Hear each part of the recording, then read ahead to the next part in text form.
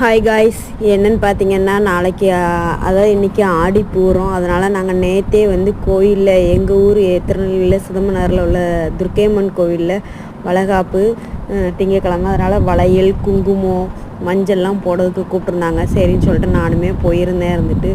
போய் எல்லாம் போட்டு எல்லாம் மஞ்சள், குங்குமம், கயிறெல்லாம் போட்டு ஒரு கவரில் போட்டு கெட்டி வச்சிட்டோம்.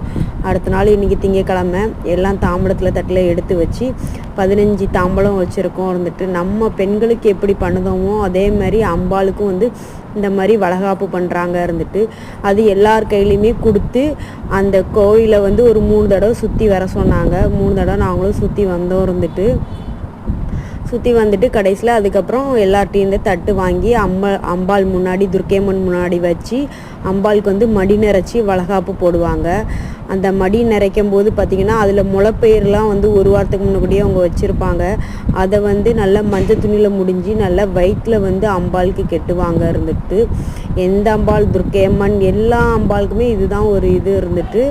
அதேமாரி இந்த துர்க்கையம்மனுக்கும் வந்து அப்படி பண்ணினாங்க.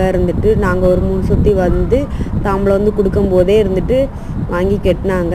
அந்த வீடியோ வந்து நான் எடுக்கலை. இன்னொருத்தவங்கள்ட்ட தான் செல்லு கொடுத்துருந்தேன். அவங்க அதை எடுக்காமல் விட்டுட்டாங்க. இப்போ அதை வந்து வளைகாப்பு வளையல் போடுறாங்க. வளையல் வந்து நாங்கள் ஒரு பெரிய சேலையில், சிகப்பு கலர் சேலையில் வளையல் போட்டு வச்சுருந்தோம்.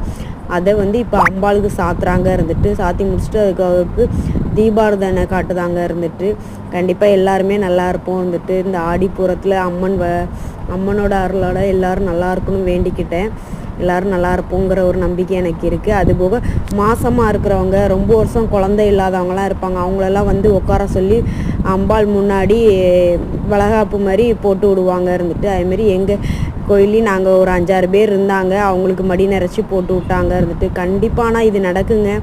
இது என் தங்கச்சிலாம் ஒரு 5-6 வருஷமாக குழந்தை இல்லாமலே இருந்தா. அவள் எங்கள் ஊர் கோயிலுக்கு வந்து அவளுக்கு வளைகாப்பு போட்டு அவளுக்கு இப்போ 2 பெண் குழந்தை இருக்குது. அந்த அம்பாலே வந்து பிறந்தது ரொம்ப சந்தோஷமாக எங்களுக்கு இருந்துச்சு. அதுக்கப்புறம் 5 வகையான சாப்பாடு என்னென்னு பார்த்தீங்கன்னா தயிர் சாதம், புளி சாதம், தக்காளி சாதம், லெமன் சாதம் எல்லாமே இருந்தது. எல்லாமே நாங்களும் பரிமாறி முடிச்சிட்டோம். எல்லாருமே மக்கள்லாம் நல்லா திருப்தியோடு சாப்பிட்டோம். இதுதான் எங்கள் ஏரியாவில் உள்ள துர்க்கையம்மன் கோவில். நல்லா இருக்கா துர்க்கையம்மன், நல்லா இருக்காலாம்.